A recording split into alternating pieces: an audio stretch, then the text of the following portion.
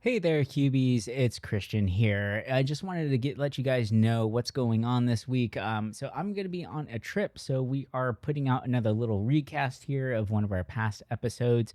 We're going to be going back and revisiting introspection in video games. So just another really great storytelling tool right there that game designers, book writers, movie writers, everybody uses to tell stories, but just allows you to kind of look in on yourself here. But for this week, I'm currently going to be hopefully on the top of a mountain. We are going on a trip and hiking up Mount Whitney.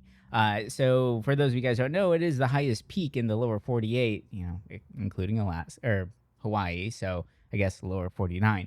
But yeah, for those of you guys who do know about Mount Whitney, it's a pretty crazy hike and it can get a little bit dangerous. So send your good vibes and all that stuff to us, because hopefully we can make it up there all safe.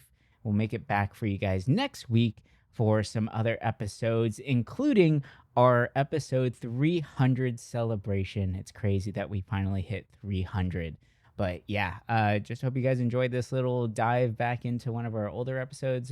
Definitely love this one, because who doesn't love a good little storytelling arc there? So hopefully you guys enjoy this, and we will talk to you guys next week. So bye and enjoy.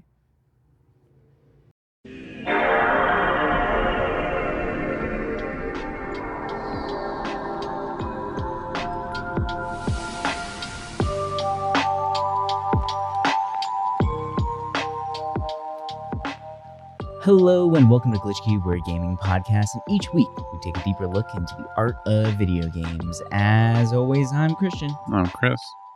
And welcome back, everybody. Thank you guys so much for joining us once again as we dive further into the world of games. And thank you, Chris, for holding down the fort last week. I'm still recovering, but was not feeling up for it, and you guys definitely did not want to hear me last week. It's pretty bad. But thank you very much for, holding down the fort, doing your own little thing, and the episode sounded awesome. I haven't told you that yet, but yeah, no, it was a really good one for sure. Appreciate it. And he did kind of hint at an episode that we want to do this week, and it is about introspection. And introspection is such an amazing topic to dive into. There's so many different facets for it, and it really says a lot and is able to really tell a story and it's what makes you actually care about the tale and the players and the characters and everything like that. And it's such an important storytelling tool that I think needs to be utilized a little bit more and maybe studied a little bit more. And with the way that games are growing and evolving, we're able to take nods and bits and pieces from movies and books and things like that and really bring them into, gaming itself.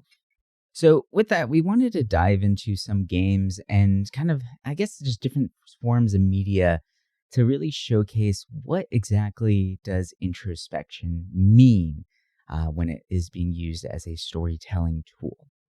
There's a lot of different ways of doing it. There's some quote unquote right ways and some wrong ways to approach introspection itself. And there's some debate as to how to properly handle it, right? A lot of storytellers, like we notice this a lot in movies and things like that, when the overuse of a flashback, right?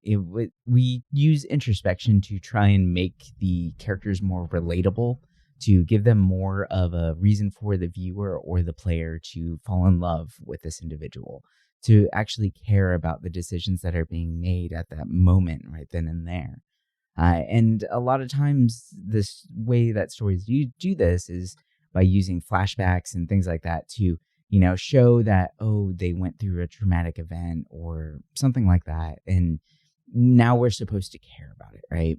But there's the overuse of the flashback, I would say. And we definitely see that a lot in film itself.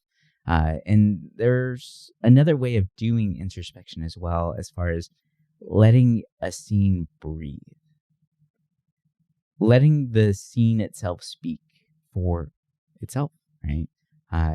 We have moments where there's a lull in the action, or you're being introduced to a new environment and the camera happens to pan out to show the entirety of it all, seeing the citizens walking around or flying cars moving, and the scenes from Fifth Element or Blade Runner or stuff like that, right? Like you see the city alive, and Mm-hmm. that kind of gives the player the sense of, or the player, the viewer, whatever it may be, depending on your sense of media here, right? Like it's just the sense of grandeur in that there's a lot more going on behind the scenes, right? And it's a very powerful thing, and when it's done right, it is amazing. Like one instance of it being done very, very well, and this isn't a game, but I think that a lot of people will be able to understand this reference here, is actually the film Alien, right? And in that film, Ridley Scott made it a point to actually hold the camera about 80% of the time.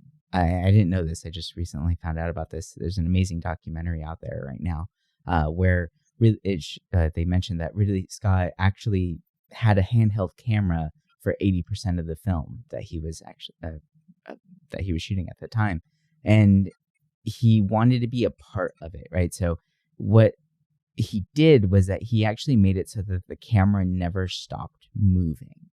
There was some slight movements, even in just general conversations with people while they were sitting at the table.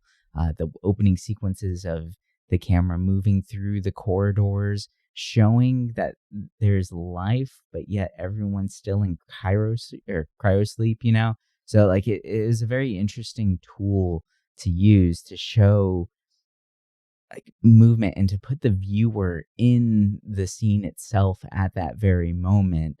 And it's an amazing way of doing it. And it's so subtle and so light, but whenever you really like dissect it and start looking at it, it's what really creates that tension and makes it feel that much more real. And it's such a beautiful thing in my opinion. And I don't know, like when a game is able to portray introspection properly, it really says a lot, and it really just changes the mood and changes the overall feel of the game itself.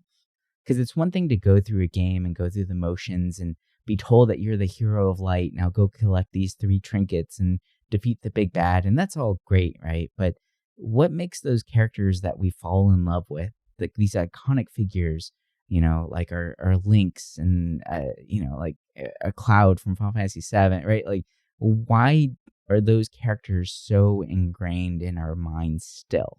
What was it about those characters? Or even you probably have your own favorite game, right? Where it's insert main character here. Like Mm-hmm. what really spoke to you as far as why those characters mean so much? And I bet there is definitely a moment or multiple moments where the game allows you, the player, to take a pause, right? To really dissect what was happening right there, to really absorb all the information that was delivered to you. And that's proper introspection in a game. And it's really, really an amazing, amazing thing. Yeah, that's always been something that's kind of stood out to me. In, like you were saying, like a character will kind of be embedded in your mind, years after you played it. It's just like those moments of like when a character really is kind of like questioning their motives or even their thoughts. It's like it really does give it a personal feel that, say another game that's very similar to it doesn't do that.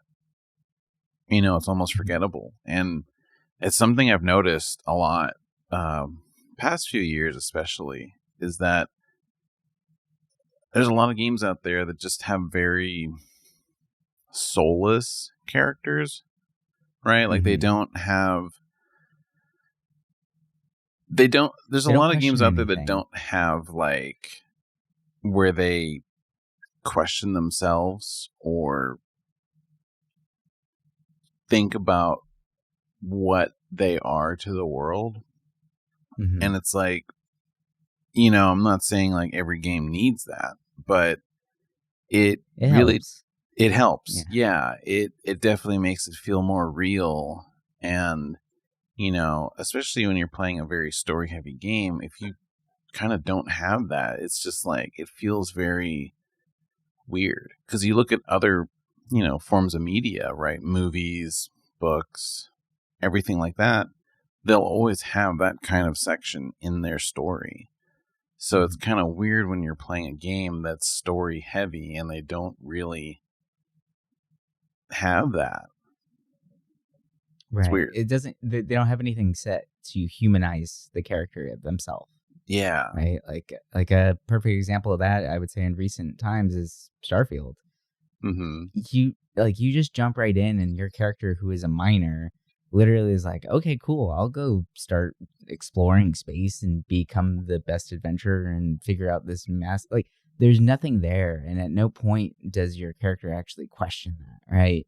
And you need that humanizing moment to connect with the player themselves, to really like understand the gravity of the situation, because they really wanted it to be this huge, massive ordeal where it's something like a great mystery of space and time that is scattered across the whole universe, but it feels very small because the character that you're playing as isn't reacting to the situation itself.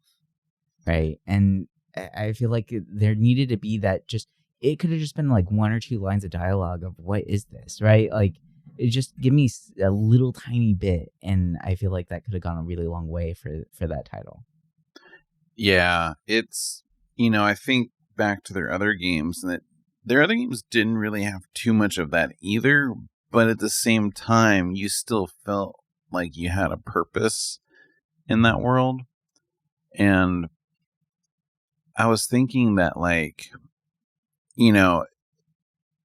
with those games especially, it's more so like you're supposed to really put yourself in that place versus relate to a character in a story. But right, I think back to, say, a game like A Talos Principle, right? Where, obviously you're a robot, right? But it puts the introspection on you as a person, right? It's throwing all these philosophical things at you, basically makes you think like, oh, everything is materialistic. The only thing really human or real in this world is just your consciousness. And that's awesome, right? Like it makes you feel like, oh, I'm getting to know myself better, which is kind of weird in a setting like that. But it at least humanizes yourself into the world, which, a game like Starfield, they could have done something to kind of make you feel like you're really there. Like, it's kind of weird to describe it with those kind of games, but I don't know, like making you think about the world in a way that makes you relate to the environment as well, I think is also really important. Yeah. And I think what Starfield, and I'm trying not to bag on Starfield again because we did that for a whole episode already. But it's a perfect example of like the opposite of introspection, right? And when you're trying to develop a game or a storyline that is at that scale, you need more introspection than what Starfield gave us, right? We need to be able to relate to what's going on, to feel the gravity of the world, to feel all of the wars and the hardships and things like that have been going on for years and years across these galaxies, right? Feel the hardships of these miners and like where are they sending their money back to, right? Like that kind of stuff, right? Those little tiny things really do mean a lot, and it does make the world feel bigger, even if it's just a line of dialogue, right? And the opposite of introspection is an info dump, which I think is exactly what a lot of these games do, like especially Bethesda games, where you get thrown into a world and they just throw every single thing at you at once, and you're supposed to dissect all that information instantly, but still pick up your gun and go shoot things, right? Like it never gives you time to fully process the information that was just given to you. And that's a big problem. And there's a lot of films that do that. And it really just depends on the vibe that you're going for whenever you're working on a media piece, right? If it's an action movie like Fast and the Furious 10, you don't really need a lot of introspection. I mean, there is a lot of lore behind it, which I think is hilarious, and people really dive into it and love it. But that is an info dump movie, right? It is very much you just jump in, you shut up, turn your brain off, and just let the information fall over you, right? Or even just any kind of like kung fu karate movie, that kind of stuff. Like you're just letting the information flow, right? Where it's okay, there's a tournament, his master died. Okay, now we're gonna go fight. Like cool, that's all I need to know. We're good, right? And if that's the kind of game that you're trying to make, like Mortal Kombat with introspection would be weird, right? Like it wouldn't have the same vibe to it, you know? Whereas like Mortal Kombat using info dump, where if you want the lore, it's right there. Just go check it out. Here you go. Here's absolutely everything that you could ever care about.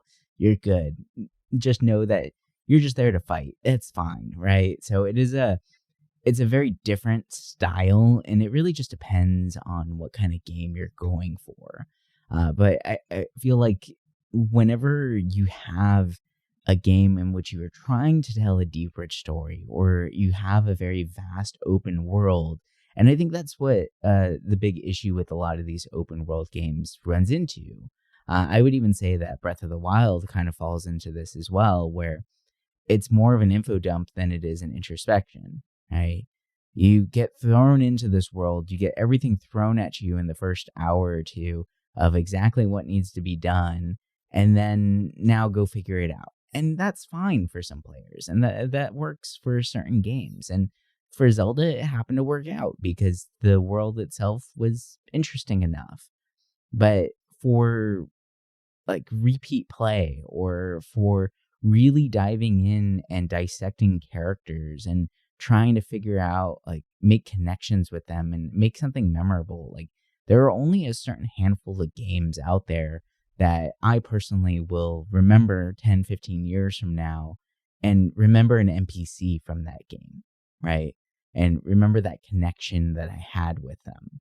While Tears of the Kingdom is a fantastic game, and it's for its own reasons, I'm not looking at the NPCs as a memorable character. Like, I don't really care what's going on with that guy who's just trying to hold up a signpost everywhere, right? Like, that doesn't really do anything for the overall story itself. And it just really just depends on what kind of story you're trying to tell, right? And I think that's the most important thing to remember. And if you market your game as a very large story-based one, you really need to do your research and give the player these moments of pause to truly reflect on things, right? Like, I brought this up to Chris earlier, but the Cyberpunk 2077 has become one of my favorite games of all time, right? And the reason being, and I feel like this game has such strong moments of story and such amazing moments of pause that allows the player to really absorb all the information that was given to them and really truly relate with every single character in this game, NPC or not, right? Like, and not just that, but the city itself too. Like, I think one of the most beautiful tools that they put into Cyberpunk is at some points in the game, NPCs will drive you from place to place, right? And while you're in the car, there's little bits of conversation. Sometimes they'll talk about the mission that just happened, or other times they'll say, like, I just need to clear my head. Can we talk about something else? And I think that's such a human moment that is so amazing that I absolutely love. And the DLC does it a lot too, and it really makes you care about some of these newer characters that are introduced, especially, if you've already beaten the game and coming back to it, you're just thinking about, like, I just want to play through this experience, but man, like, do they make you care about these characters and really invest in their time with them? So, like, whenever NPC is driving around, you have the option to skip the ride. I never do. I let the car just drive. There's little bits of conversation, like I said, that happen. It really means nothing, right? But it's just a very humanizing moment. And it lets me just kind of sit back and watch the city pass. And I feel like if I had just gone through such a crazy hectic ordeal, the only thing I would want to do is sit down and do nothing for a minute and just decompress and breathe. And Cyberpunk lets you do that as a player. And I think that is so amazing because it really just gives you time to think about, like, what did I just do? And what could I have done differently? And, did I really need to kill that guy? Right? Like, there's so much there that I think is just beautiful in the way that they tell their stories. And it's amazing. And like, to me, that is like the epitome right now of a perfect version of using introspection wisely in a video game. And I'm having a hard time really thinking about another game that is this, action oriented, that still gives you these really human moments that are going to last, right? Like, this is a very amazing way to tell a story. Yeah, I forgot about those little NPC conversations in the taxis. Like, it's something you would expect more games to have, because there's a lot of those games where you get driven around or flown around somewhere, and a lot of times it's just like, oh, as soon as you hop in, there's a little conversation real quick and then it ends. But it's nice that there's like a whole, I wouldn't call it a cinematic, but a whole scene, Mm-hmm. where it just feels real, right? Like, it feels like something that, any of us would go through. And it's something I feel like I would want to see more in games, but I'm also thinking, like, yeah, probably 90 or 85% of people probably just skip. Yeah. But it's a nice touch, because that's something that, they didn't need to add, but it really helps. And I feel like with that game especially, it's interesting because I guess when I looked at it, I didn't really expect that. Like, I didn't expect your character to be that interesting. And in a lot Right. of ways, they make your character, I find, very uninteresting. But as the game goes on, I'm like, oh, this character that was somewhat of a blank canvas, gains the personality of Silverhands in a sense. Mm-hmm. But it's like still conflicting, right? Like, you still want to be your own person. And it's interesting because I didn't really think that game would get as deep as it did at sometimes. But Yeah. That question of what does it mean to be you anymore, right? Like, I because didn't technically expect his that, right, like, his body still would be alive, but it wouldn't be him living in the body, right? Like, that's a very interesting idea, right? Or what does it mean to be alive anymore, right? Like, Johnny is just an engram, right? His consciousness is just a memory chip at that Mm-hmm. point. And like, is that the soul? Were they actually able to capture the soul through consciousness? Like, it's such an amazing. They went so far. Yeah, I'm blown away by the story because it just asks so many amazing questions. But it does it right. Like, the story beats really do hit hard. And these little moments you get with Johnny, with him just kind of popping up while you're walking through the city, and him making little comments about things like, "Oh man, I used to eat at this place." I was like, "Oh, that's really cool." Like, it made it feel like more grounded and more real that way. Yeah, it's interesting because when I first played it, I honestly really didn't like Silverhand at all. Like, I It took felt a while like to warm up to it him. was just Yeah. like, especially thinking about Keanu Reeves, I'm like, God, this character, it just did not feel like him. Hmm. But as the game went on, and like you were saying, like how, you would explore and he would just pop up and make the city feel alive. And remember, I played this basically when it first came out, so there was a lot of emptiness to the game Mm. compared to like now. Right. And it really helped build that game up for me, that even back then I was like, oh, this is actually really good. Hmm. And it made me like that character more because I was like, oh, they're really adding a lot more personality than than they need to for that character. Right. But it's a nice touch. Yeah, agreed. Now, we've talked a lot about games that are very story heavy, and it's a lot of dialogue. There's a lot of action that's necessary from the player character themselves. But there's a whole subset of games out there that show introspection in a very different way.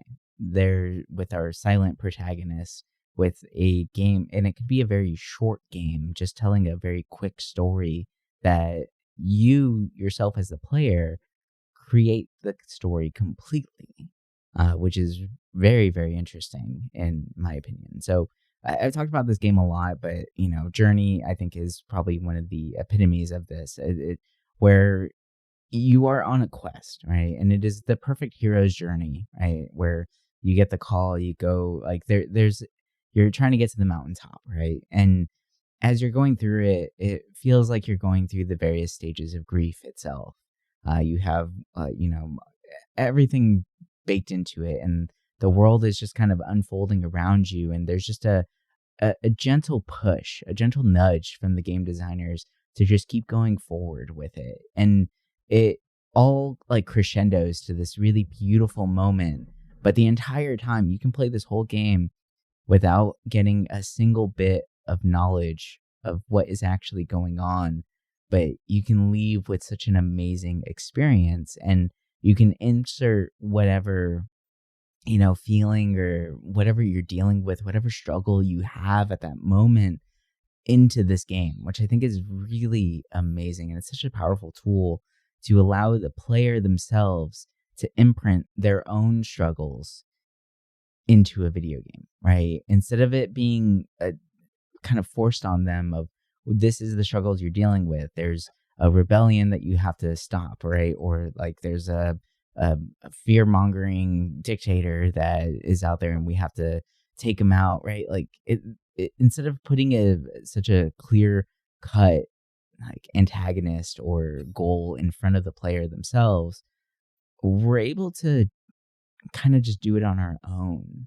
And I really do appreciate stories like that. And there's some amazing films out there that do this too, where the story is kind of what you make it out to be. It's what you need it to be at that moment. And that's what's really amazing about those tales, because they will stand the test of time, right? Like that's why, Journey still gets talked about today. And that's why there's books and articles and things like that written about this game, because you're able to insert your own personal struggles on it then, right?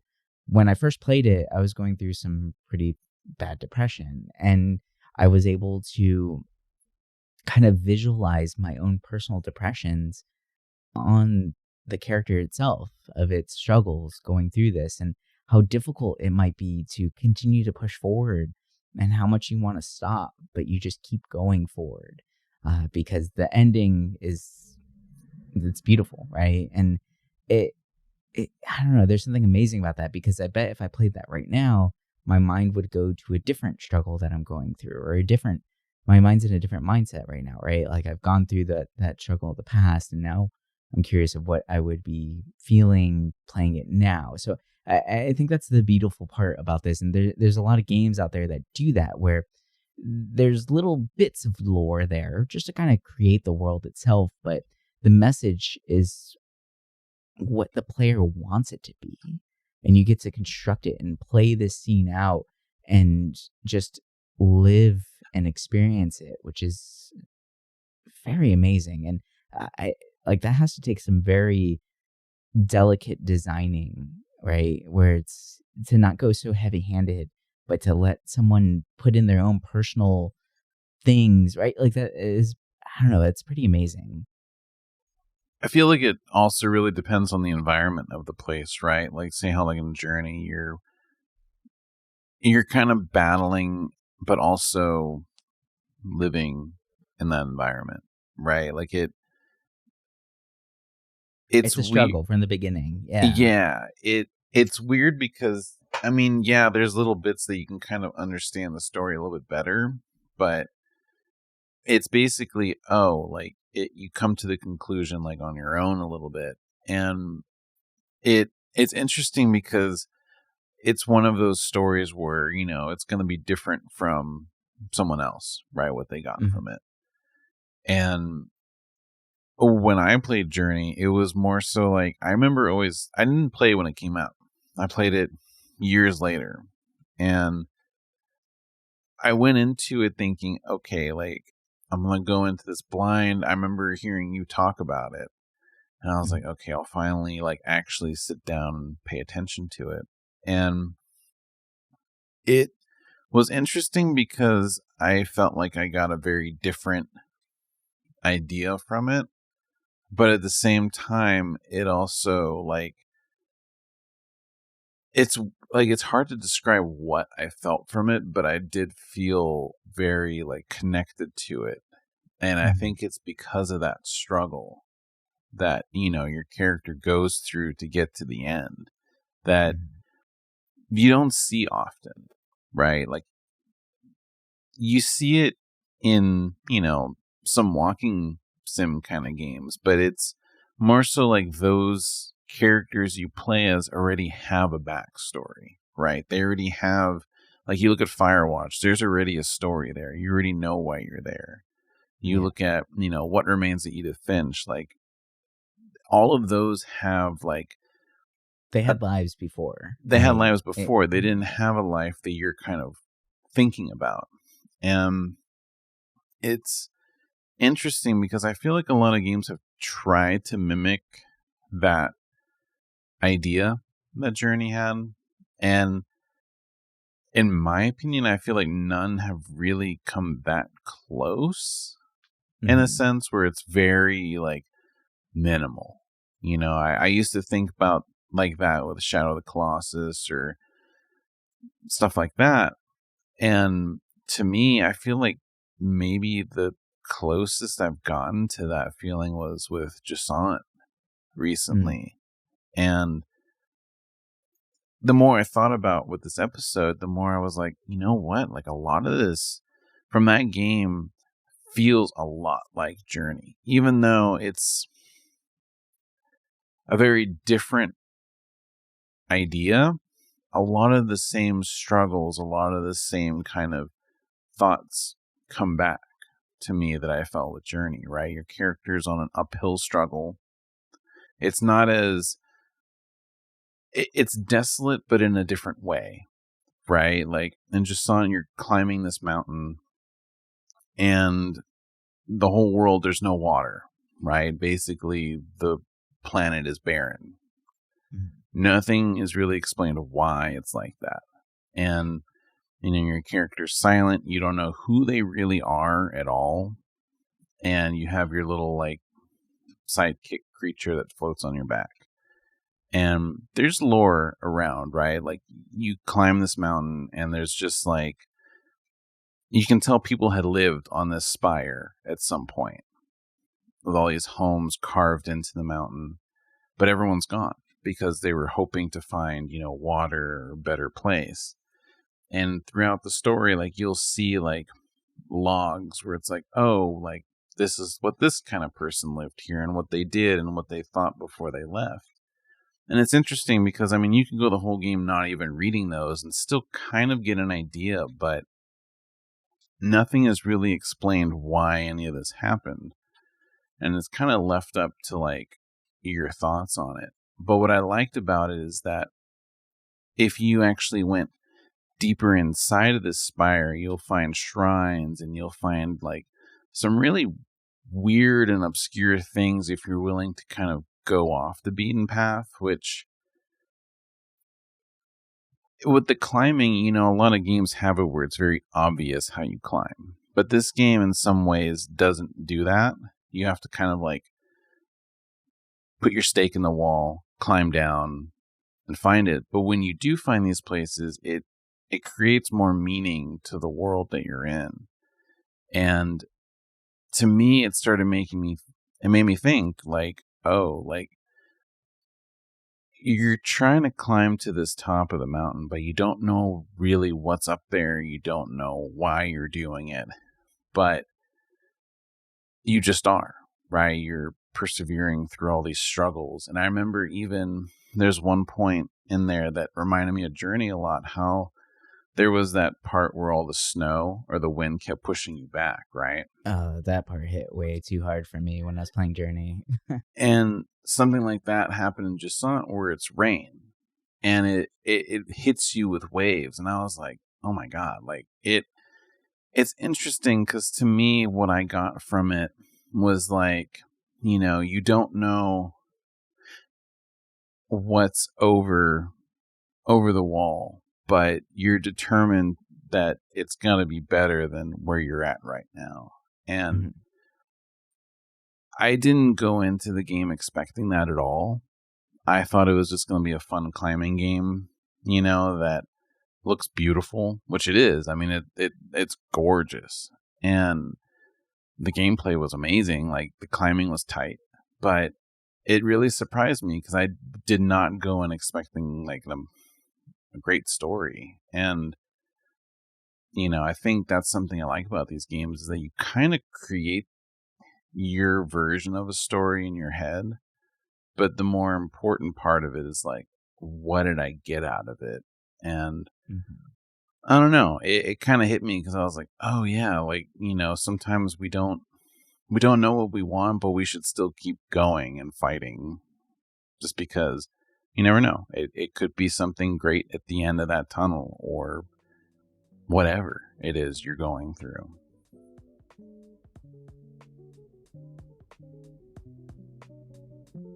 All right, well, that's going to do it for us this week. I hope you guys enjoyed our little conversation here as we dove into introspection in games, media, stories, all of that. It's such a powerful tool to really just interject your own mindset, what you're going through, being able to actually relate to the characters that you're playing, that you're reading, that you're viewing, all of those things. It's amazing. And what's some of your favorite games that you were able to really dive into and really connect with the players? And at what moment did you feel that connection? We want to hear it. So let us know on the socials and all that. But anyway, we'll talk to you guys next week with some more games and all that good stuff in between. But until then, bye for now.